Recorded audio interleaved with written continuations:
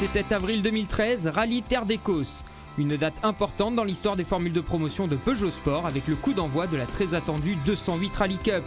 En plus de 30 ans, Peugeot s'est imposé comme une référence en matière de formules de promotion et cette première étape de la 208 Rally Cup le prouve une nouvelle fois avec 24 voitures présentes au départ.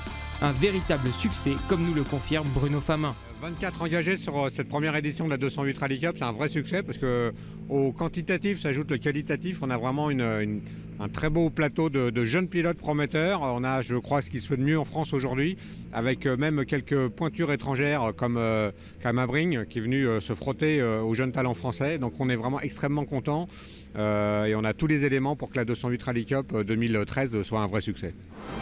Abring, Consani, Lefebvre, Tron, Martin, Abelli, Ferrier, Millet. La liste des favoris au titre est longue, les palmarès affûtés, le plateau exceptionnel. Tous les regards sont braqués sur cette 208 Rally Cup et ses 208 R2. Près de 80 voitures ont été vendues dans le monde, un incroyable succès commercial pour cette lionne aux formes généreuses, dotée d'un moteur 1,6 litre de 190 chevaux, d'une boîte de vitesse séquentielle à 5 rapports, de freins puissants.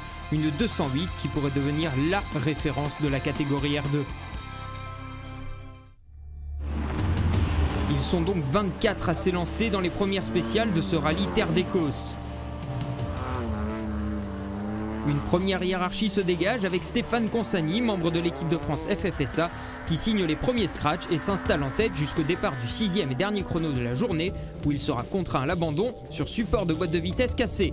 Monte alors sur le podium provisoire au terme de la première journée, le néerlandais Kevin Abring, transfuge du championnat du monde des rallyes, qui pointe à la 3e place et avoue ne pas avoir trouvé le bon setup pour s'exprimer pleinement. Deuxième, Charles Martin, crédité d'un temps scratch, fait forte impression malgré son manque d'expérience sur la terre. Stéphane Lefebvre, vice-champion 2012 du volant 207, mène la danse avec 8 secondes 9 d'avance. Dès le coup d'envoi de la seconde journée, Kevin Abring frappe fort en enchaînant les temps scratch.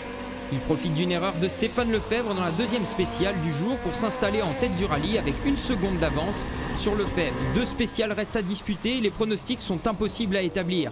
Abring ou Lefebvre. Lutte intense aussi pour la 3e marche du podium entre Charles Martin qui voit Noël Tron remonter à pleine vitesse. Pour une poignée de secondes, Martin va parvenir à conserver sa place sur le podium.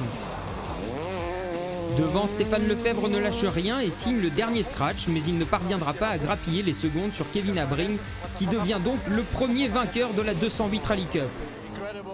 Il y avait un niveau incroyable, la voiture était vraiment géniale. Peugeot Sport a fait du super boulot avec la voiture. Je pense qu'avec 20 équipages à l'arrivée, tout le monde peut vraiment être heureux.